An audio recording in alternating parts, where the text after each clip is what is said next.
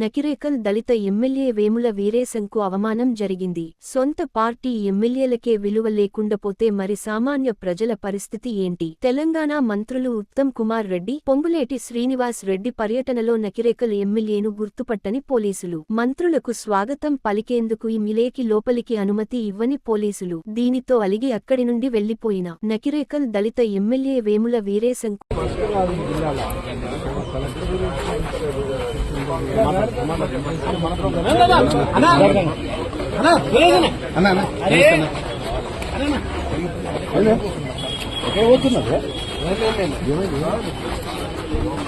పోలీసుల common sense ఉండదా?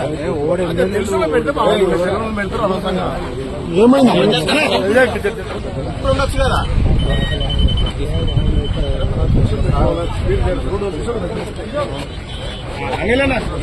ఆపేశాను.